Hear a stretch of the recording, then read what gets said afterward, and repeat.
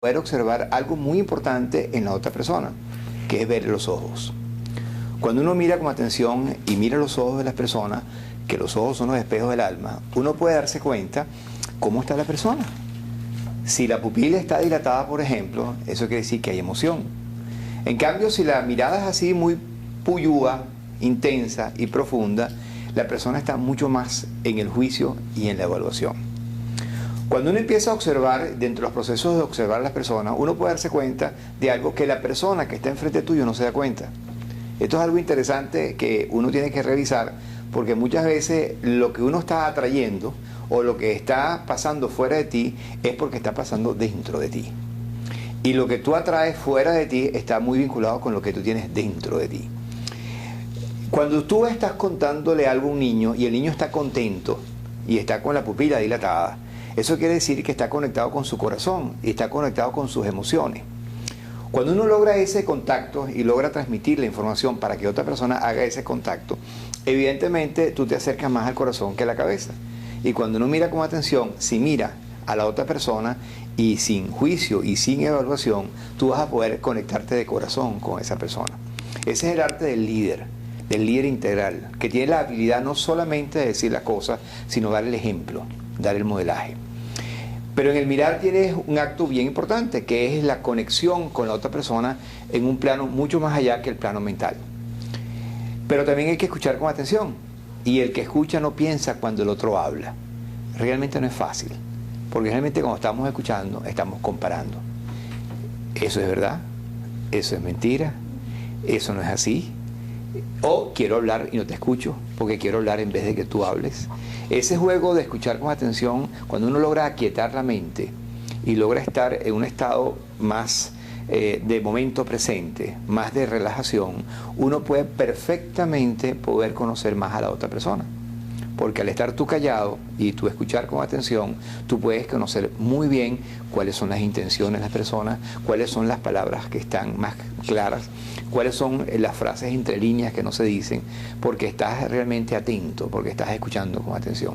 La persona que está en un proceso de liderazgo, en cualquier tipo que sea, con su hijo, con sus padres, con la sociedad, con la pareja, es un punto clavísimo o muy importante de poder lograr que tú puedas escuchar con atención a la otra persona.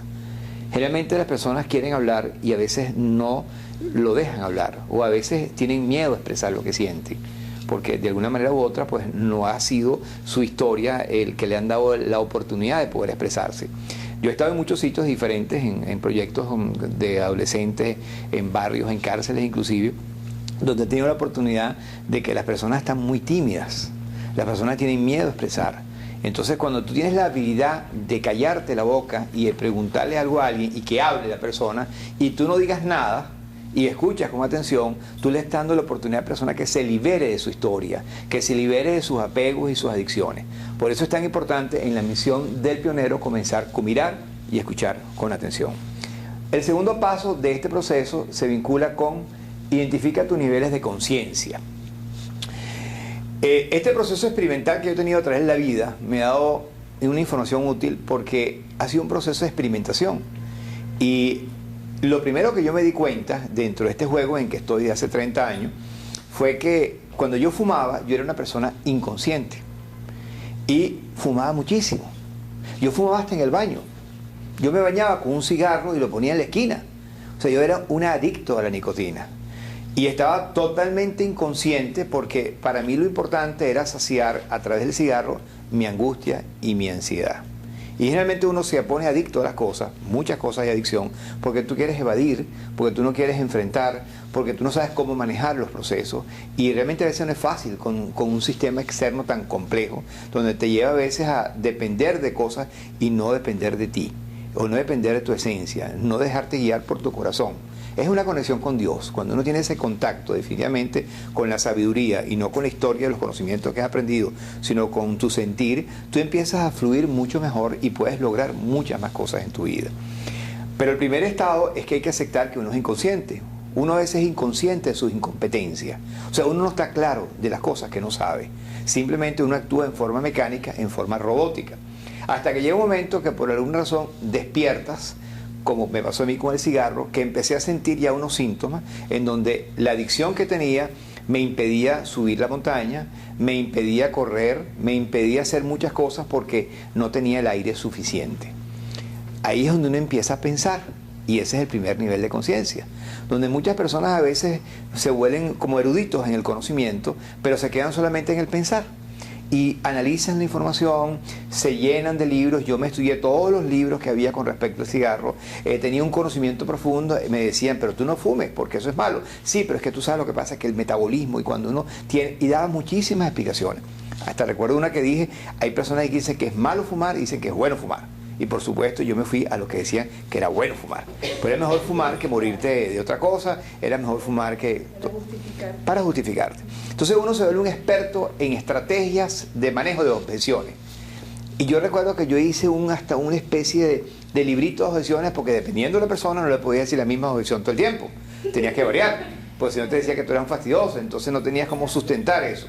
El primer nivel de conciencia simplemente es cuando yo pienso que lo que estoy haciendo no lo debo hacer.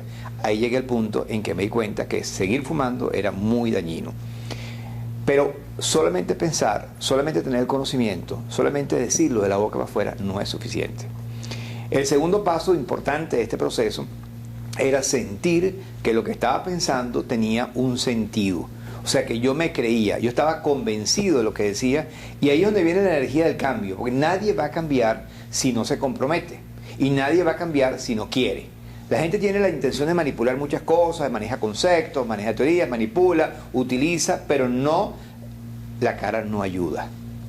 Cuando uno empieza a darse cuenta que el primer nivel de conciencia no es suficiente, sino se requiere un nivel más profundo de conciencia, que es el convencimiento de lo que está diciendo, que tú lo que dices, lo crees, lo sientes, que es tuyo, no es una cita fuera de ti, sino que tú ya lo internalizaste, que tú ya lo entendiste, que tú das el ejemplo, que tú das el modelaje, porque es muy sabroso tener conocimiento, pero estar convencido de ese conocimiento. Y muchas veces la gente habla con un conocimiento, pero la cara no ayuda. Entonces, ese segundo paso para mí fue crucialmente importante, pero me di cuenta que no era suficiente tampoco. Hay un tercer nivel de conciencia, que es el ejemplo y el modelaje. Es cuando ya uno no solamente lo dice, sino que lo siente y lo modela y lo hace. Entonces, para mí, el tercer nivel de conciencia es el nivel de conciencia que todos los padres, cuando le decimos a los hijos, no fumes, debes no fumar. No puedes decir, te lo dice la voz de la experiencia, y tú con un cigarro en la boca. O como mi papá decía, no grites, pero a veces él gritaba. No hagas lo que yo hago, sino haz lo que yo te digo. Te lo dice la voz de la experiencia, pero yo lo copié a él, no lo que él decía, sino lo que él hacía. Entonces una persona, cuando está consciente, no solamente predica, sino practica lo que predica, y actúa conscientemente en lo que está convencido, y es un imán, es un líder, porque no hace falta que hable mucho, porque el liderazgo integral no hace falta hablar mucho, simplemente dar ejemplos y dar modelajes positivos para que la persona pueda copiar de esos ejemplos, esos modelajes, que son mucho más impactantes que el que tú le des consejos y le des sugerencias a la persona. Yo he descubierto que lo que yo quiero en la vida es compartir lo que yo sé, porque entendí que nadie va a aprender si no quiere aprender. Y la gente está lista y el maestro aparece cuando tú estás listo. Quizás yo trato de alborotar un poquito de esto en ayudar a que la gente, mientras más temprano mejor. Porque quizás el punto es no llegar cuando tienes una enfermedad terminal a darte cuenta que no debes haber fumado.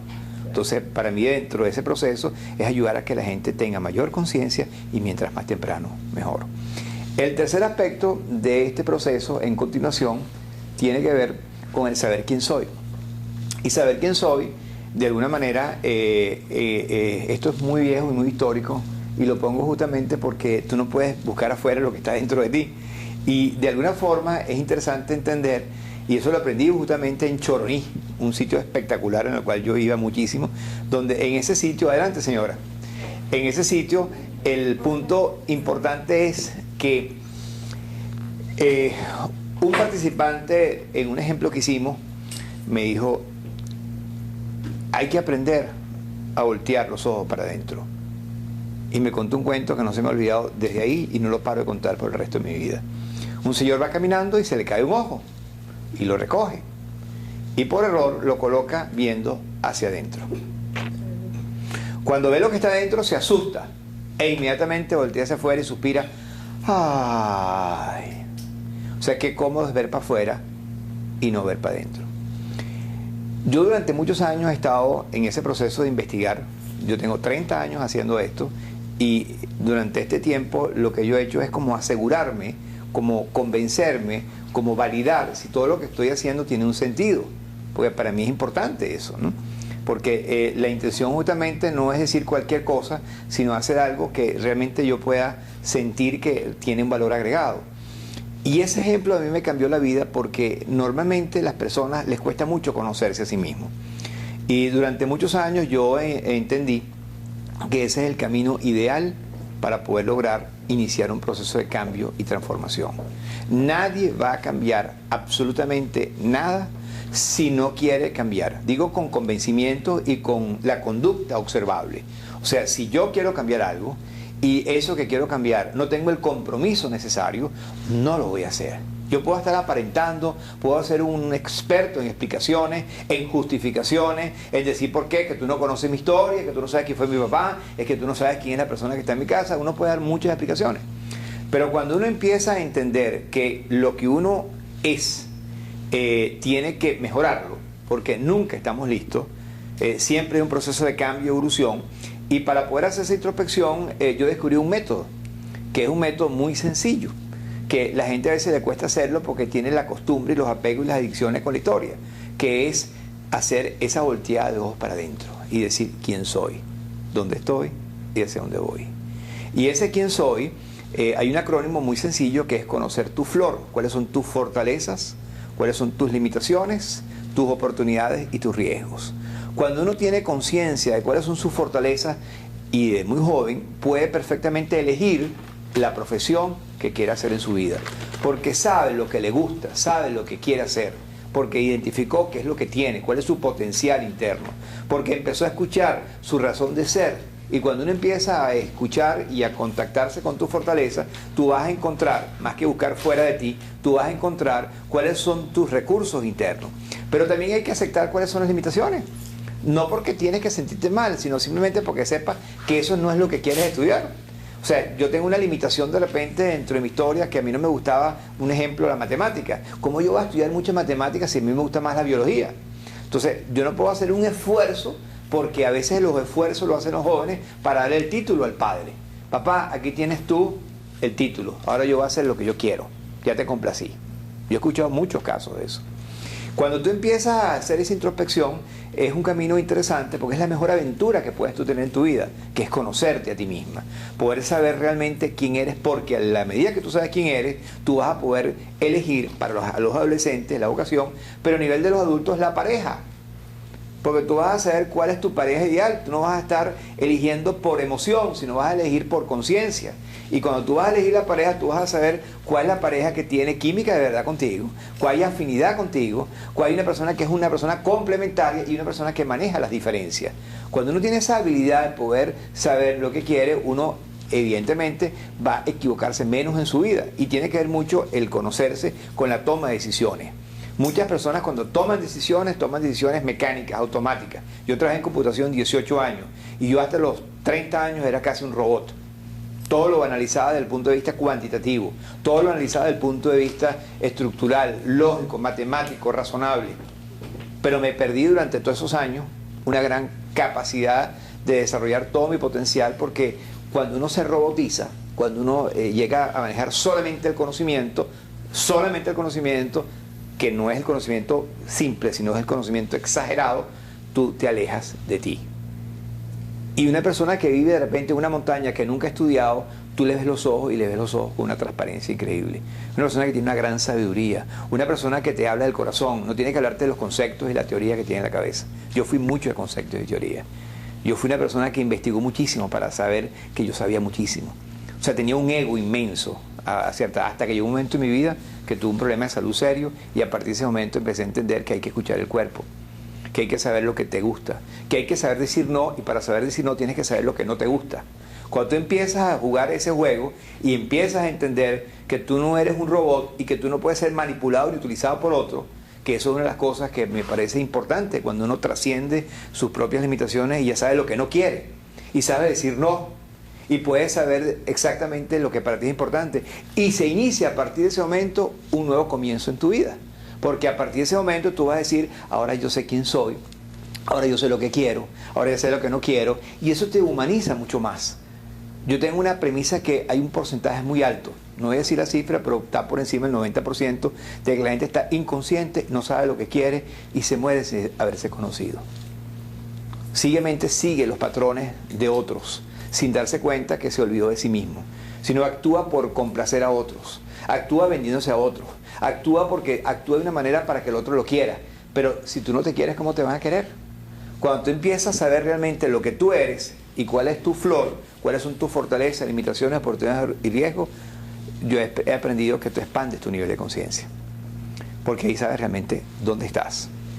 Y es importante, evidentemente, saber hacia dónde vas. Y dentro de este juego hay algo interesante que cuando uno se conoce a sí mismo, uno de los aspectos clave es integrar lo que dices y haces con lo que piensas y sientes.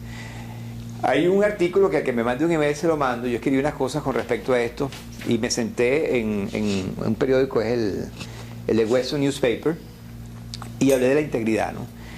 Y ahí explico algo muy sencillo, que es que cuando uno dice algo que no está convencido con lo que dice, en primer lugar, como dije antes, la cara no ayuda. Y en segundo lugar, cuando tú dices y no estás convencido, la persona no te cree. Y menos si no haces lo que tú dices. Uno a veces promete cosas que no cumple. Uno es preferible no decir nada si no lo vas a poderlo cumplir.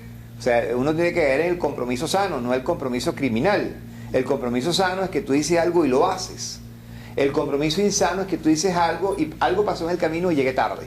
Es que había mucho trancón en Colombia, mucha cola en Venezuela, una presa en Costa Rica. Cuando tú empiezas a darte cuenta que a veces las cosas que están, tú le echas la culpa al otro. Tú querías venir, pero no llegaste. Y el compromiso criminal es que tú sabes que no vas a estar. Y dices, sí, yo voy a estar a las 8 de la mañana.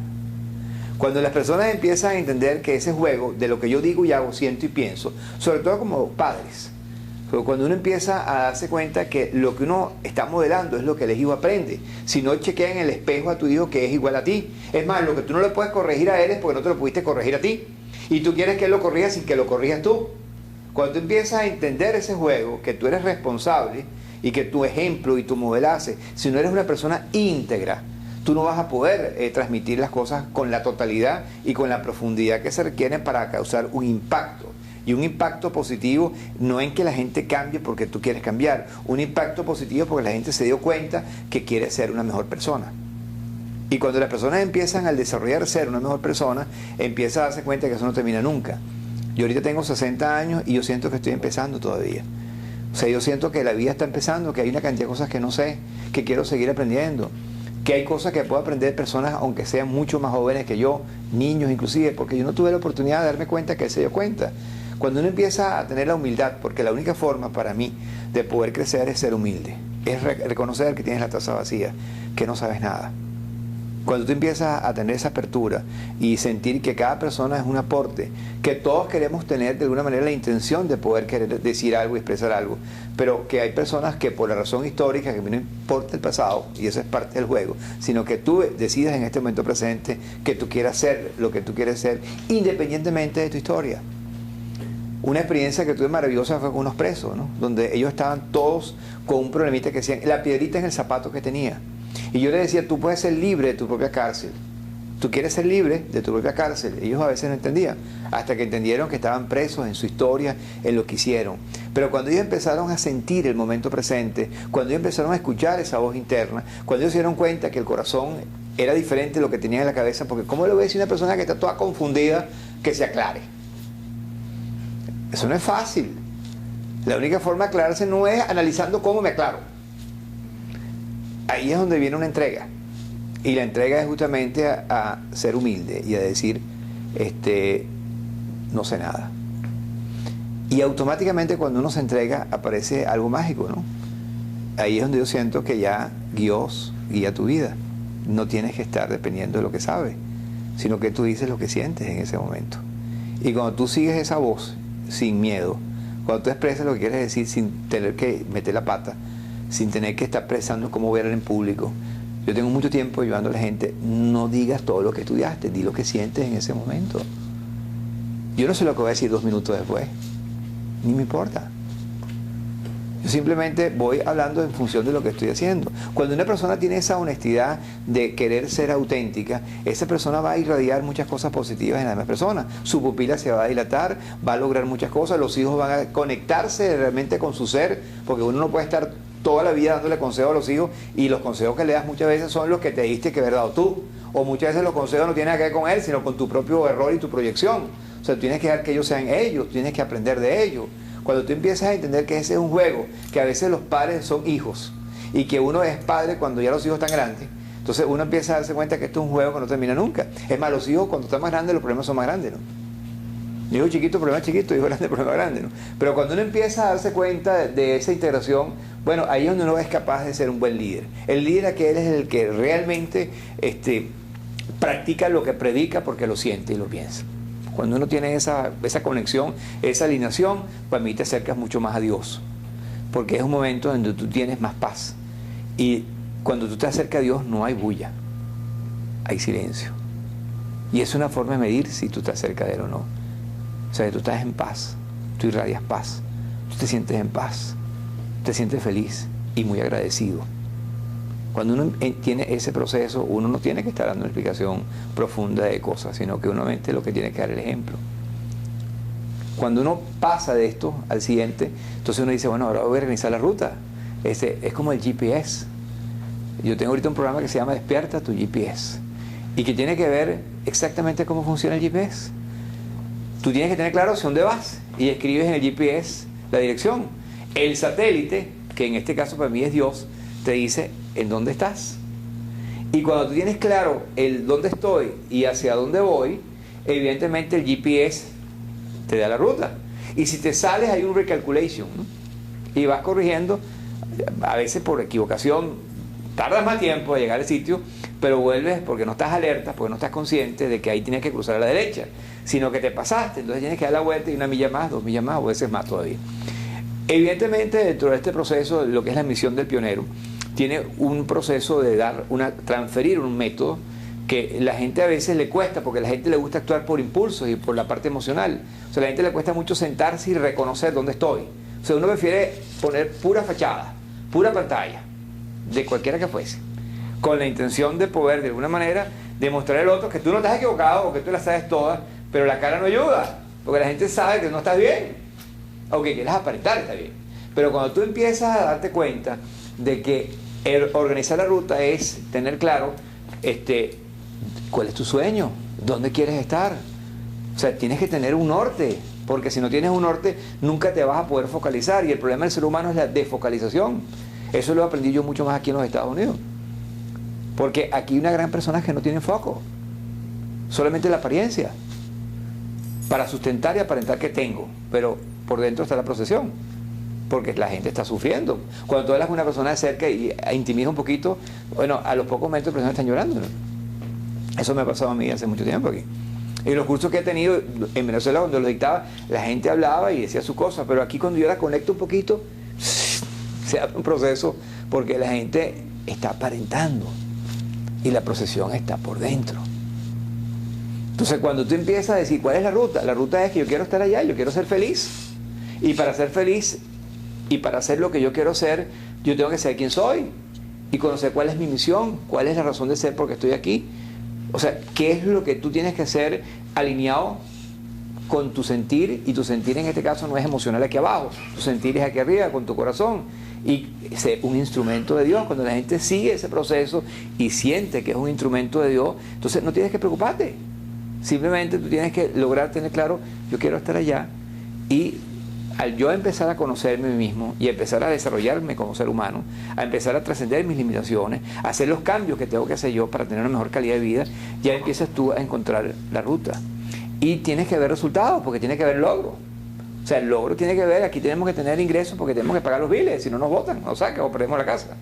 O sea, que hay cosas muy concretas que la vida nos lleva a que no podemos estar solamente aparentando, sino que tenemos que tener por lo menos unos ingresos mínimos para poder lograr las cosas que queremos lograr, ¿no?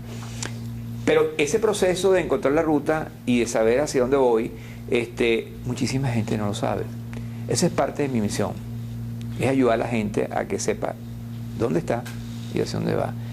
Y es bien importante que la gente decida ese proyecto, que sea un compromiso. Porque si no va a haber muchas explicaciones, que la gente va a decir muchas cosas para justificar por qué no lo hice. Y cuando tú estás dando explicaciones, tú sabes que no te sientes bien. Tú sabes que son explicaciones para los demás, pero no para ti. Pues llega un momento que no te puedes engañar más. Llega un momento que tú dices, basta, ¿qué voy a hacer ya con mi vida? Cuando tú empiezas a hacer eso, entonces es que empiezas el siguiente paso, que es navegar fluidamente, ¿no? Para mí navegar fluidamente es muy sencillo. El que fluye no lucha. La lucha es mente, es cansancio, es juicio, es evaluación. El fluir es sentirse como el río, como la naturaleza, que tiene un objetivo claro, pero no va en línea recta a veces. A veces va a la derecha, a veces va a la izquierda, fluye, no lucha con la montaña. Y yo creo que la lucha que tenemos es con nuestra mente, con nuestra historia. Estamos luchando con las instrucciones que nos dieron cuando éramos chiquitos. Estamos luchando contra los apegos que tenemos y las adicciones. Estamos luchando con la apariencia que queremos que debemos aparentar. Y en eso hay un desgaste emocional y mental inmenso. Y energía. El que fluye es que está cerca de Dios. Y cuando tú cerca de Dios, fluye. Va siendo dirigido en forma natural y te estás sintiendo bien. Y fluir significa estar disfrutando, el estar vivo. El estar agradecido porque estás vivo. El poder realmente sentir el contacto con la gente linda de la naturaleza, con todo, o sea, con un árbol, con una flor, o sea, es un contacto hermoso, ¿no? Pero la gente está apurada, o la gente tiene que dar explicaciones, la gente está en la mente, que tú no sabes lo que pasa, porque la parte intelectual es un punto interesante, pero la mente además que sirve para tomar decisiones y para comunicarte, pero no para dirigir tu vida. Usa la mente como una herramienta, no para que la herramienta te utilice a ti.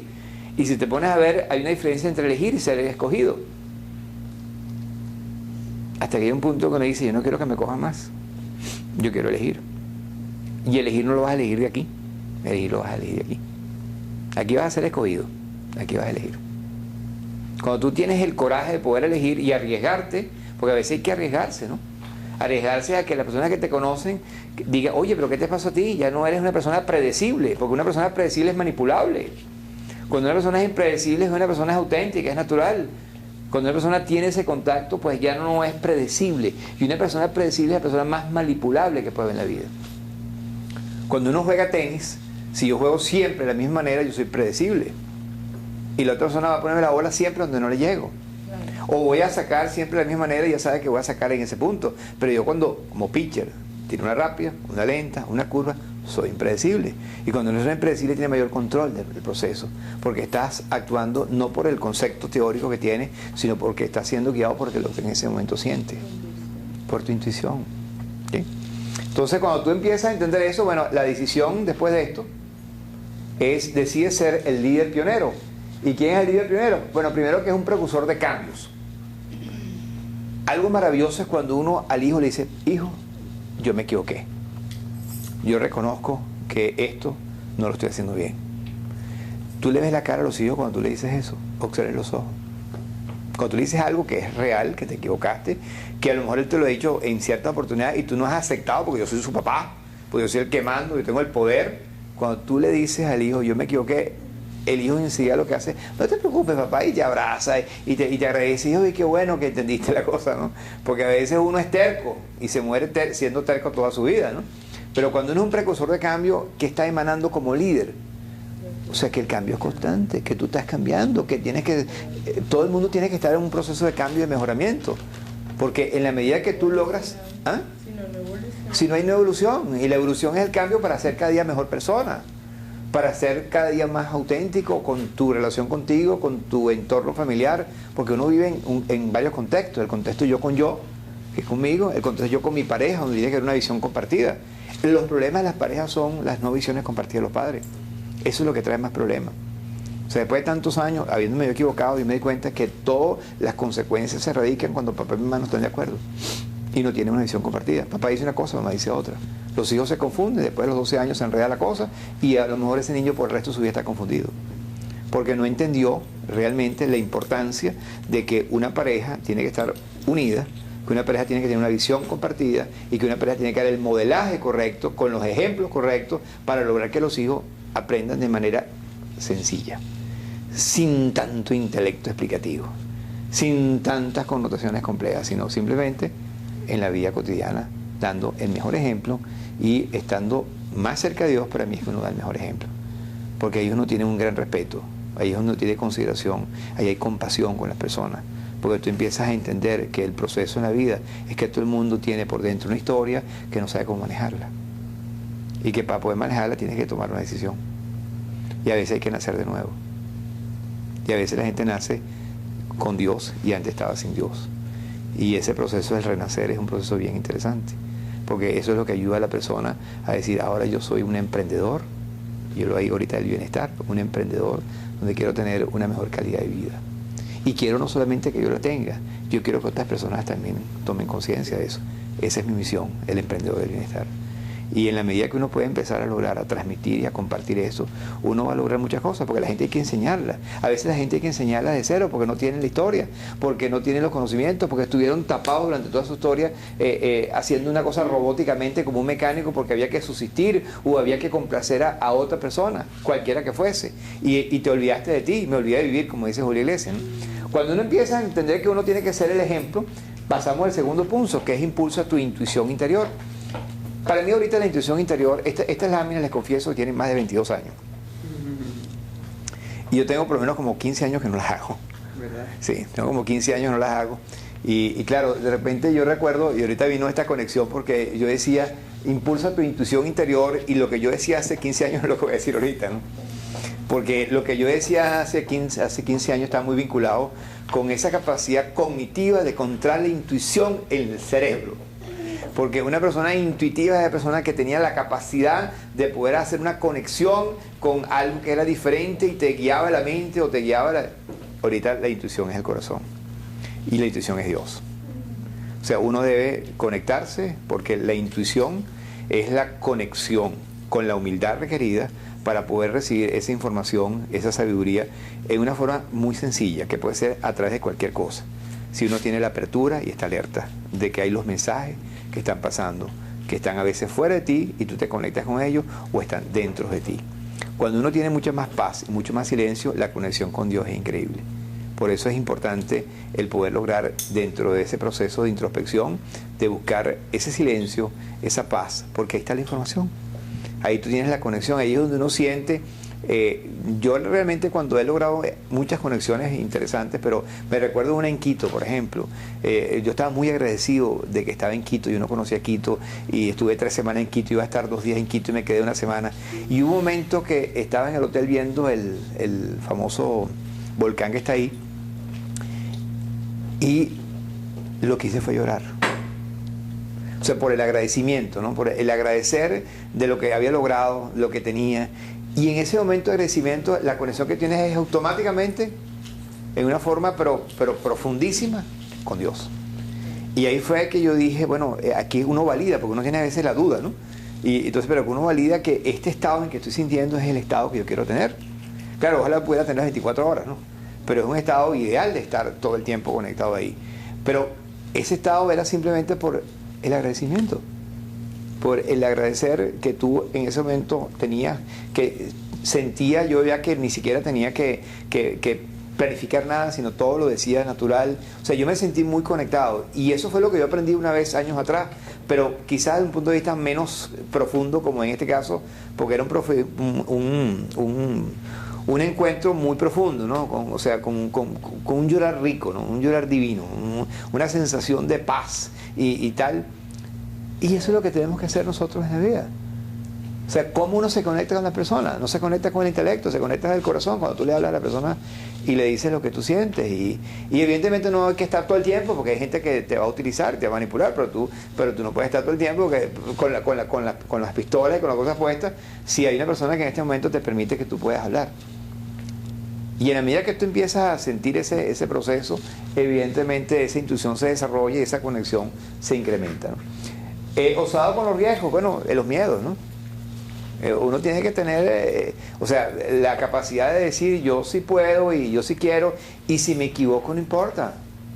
O sea, vamos a asumir los riesgos, y el riesgo que tú asumiste en estar aquí, todo lo que yo siento que tú de alguna manera has expresado con lo que has hablado, o sea, no tenías cosas, lo tuviste que hacer tú, o sea, a lo mejor no hay la parte económica necesaria para poder contratar a un gentío. O sea, cuando uno asume el riesgo de decir, oye, esto es, y si me va mal, y si no me va bien, o sea, uno empieza como a tener dudas, y obviamente las dudas están en la cabeza, la fe está en el corazón.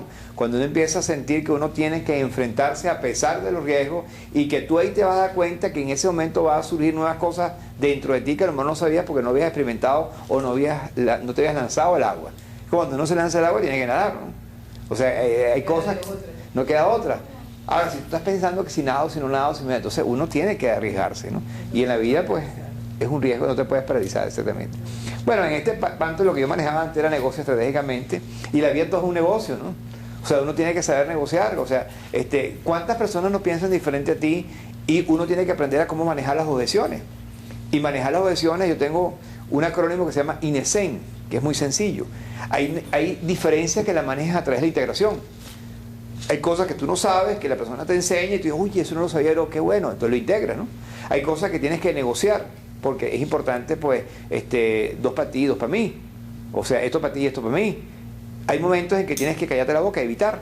O sea, INESEN, ¿no? Hay momentos que tienes que evitar, porque necesitas callarte la boca, pero la persona no está en sus cabales en ese momento, y por más que tú le hables, no te va a parar. Entonces, mejor que te calles la boca. Boca cerrada no entra mosca, pues es mejor callarse la boca. Y hay momentos en que enfrentar, porque no vas a permitir que te hagan daño, ni siquiera con un grito, ni siquiera con nada, sino que vas a poder decir, no me gusta lo que estás haciendo. O sea, hay que ser suficientemente asertivo para poder poner límites, inclusive a los hijos. Tú a los hijos no les puedes decir, mira, no vas a salir porque te vas a castigar, con una risa en la boca, ¿no? Uno tiene que poner límites, mira, no vas a salir, te quedas ahí tranquilo. O sea, tiene que poner los límites con el respeto y sin la reacción. El punto que viene es el enfrentamiento combinado con la acción. O sea, que tú enfrentas, pero con acción, con respeto, como los abogados. Te voy a quitar la casa, tú sabes que no pagaste. ¿Cómo está tu mamá? Está bien, tengo tiempo que no la dejo. Pero tienes que actuar fríamente en momentos que tienes que enfrentar, y donde tienes que poner los puntos sobre la silla. Sobre todo cuando la gente de alguna manera quiere hacerte daño, o hay una situación donde tú sientes que te están como haciendo algo daño, algo que tú no aceptas, pues, ¿no? Entonces hay que enfrentar. Y hay mucha gente que no sabe enfrentar, mucha gente que está con la protección por dentro, ¿no? Está sufriendo por dentro porque no se atreve a decir no, o no se atreve a tomar una decisión importante de su vida porque le da miedo. ¿Okay? Y el último punto es buscar un mediador cuando tú no tienes la experticia y hay otra persona que sí. Yo, por ejemplo, puedo ser un perfecto mediador para la gente que fuma. Yo fumaba hasta en el baño, fumaba en la cama, antes de pararme tenía 5 cigarros prendidos antes de pararme. O sea, yo lo que sé es lo que es el vicio, yo he pasado por el vicio. Pero yo sé lo que es la adicción, que te cuesta dejarla. Y una adicción es cuando te cuesta mucho dejarla, es cuando es una adicción. Bueno, el punto del negociar en la vida es importante, y más aquí en Estados Unidos, que aquí lo he tenido que entender mucho más todavía. Enseñar la ruta, este es el mismo que estaba antes, es parecido al anterior, lo que pasa es que ahí hice un pequeño ajuste, pero me di cuenta que está aquí. Pero enseñar la ruta es enseñarle a las personas o darles la información útil. Vamos a verlo desde el punto de vista de información. Yo estoy seguro que a través de tus prédicas, a través de las iglesias que he visitado cristianas, siempre hay un mensaje, siempre hay una información a la reflexión. Porque evidentemente la idea es que la persona tenga una conexión con algo que en su vida cotidiana le sea útil y sienta, y esa es la parte cristiana que yo admiro más que la católica. Yo soy católico, pero yo comparo y me doy cuenta. Y uno va a la iglesia católica y, bueno, la misma historia y uno se cansa, ¿no? Honestamente, yo me estoy como cansando.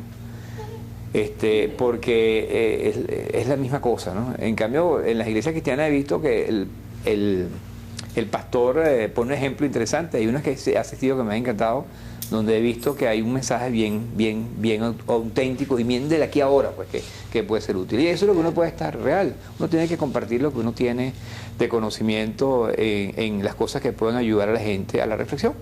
Porque la gente cambia cuando empieza a iniciar la reflexión. Fíjate que el primer nivel de conciencia es la reflexión. El segundo es sentir esa reflexión. Y el tercero es actuar en base a esa reflexión. O sea, es un proceso, yo lo decía en Venezuela, orden en la PEA, ¿no? Que es pensamiento, emoción y acción. Aquí lo cambié porque la gente no me entiende, la perdón. Y después viene Orden en la PEA es el chuchaqui en Ecuador, es ¿cómo se llama? Cuando uno está pues con demasiada bebida alcohólica encima, ¿no? Rectifica el rumbo.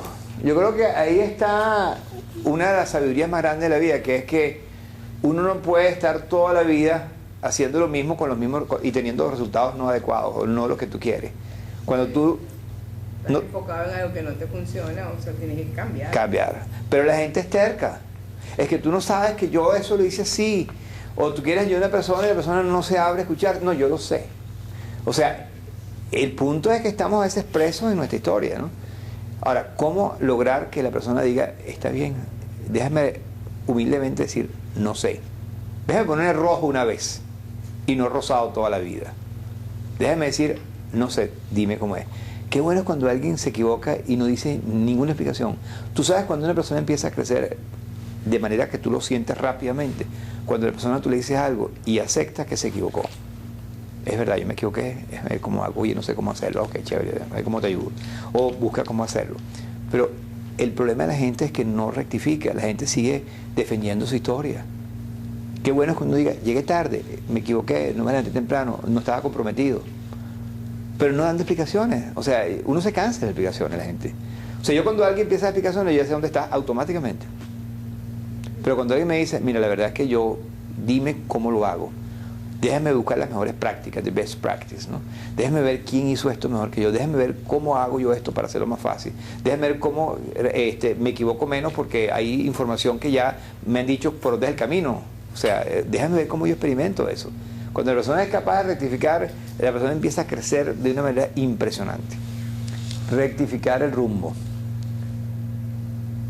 Y por último, uno tiene que humildemente observar los resultados.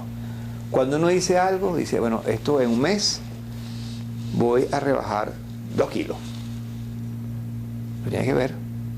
Sí, he rebajado 2 kilos. O sea, el punto de esto es que uno no puede estarse autoengañando todo el tiempo. Uno tiene que ser honesto y decir, concha, yo no logré la relación con mi pareja como quería, yo no estoy logrando los resultados que yo quiero, yo no estoy obteniendo la satisfacción que me parece que debería tener. O sea, observa los resultados, porque ¿qué hace uno? Uno no observa los resultados, sino uno empieza la explicación. Es que tú no sabes lo que pasa, que esto y lo otro. O sea, hay cualquier cantidad de explicaciones para decir, no quiero ver el error que cometí, o sé que no estoy dando los resultados que quiero, pero es que lo que me pasó fue esto. Uno observa los resultados y dice, me equivoqué, por aquí no es. ¿De cuántas maneras diferentes voy a hacerlo para tener resultados? No voy a seguir insistiendo en la misma manera. Ahora, todo este juego y todo este proceso toma tiempo. Toma tiempo, pero hay veces que si tomas la decisión, puedes iniciar que el tiempo sea menor. Porque a veces el no toma tiempo es que no terminas nunca. Pero tú puedes iniciar y decir, bueno, ya sé que estoy aquí, me hace falta hacer esta serie de cambios, voy a empezar a innovar en mi manera de pensar y voy a manejar lo que llamamos los 7 estados del bienestar. Y con esto termino, que es escuchar el cuerpo. El cuerpo da mensaje, placer o dolor. La mente debe ser usada como una herramienta para tomar decisiones y comunicarte. Tienes que aprender a limpiar rabia, dolor y miedo para que surja el amor. Y el cuarto es, tienes que ser humilde para estar cerca de Dios. O sea, la conexión con Dios no está en la cabeza. La conexión de Dios está en el corazón. Y cuando uno es humilde, cuando uno se entrega, cuando uno está abierto, es que tú encuentras a Dios. El quinto es que la familia es importante y hay que hacer todo lo que se pueda porque los hijos de nosotros crezcan y sean mejores que nosotros. El sexto es que hay una sociedad que hay que ayudar. Hay mucha gente que no sabe y no tiene recursos y no tiene un aprendizaje, no tiene una historia y hay que ayudarlo. Y el último tiene que producir los viles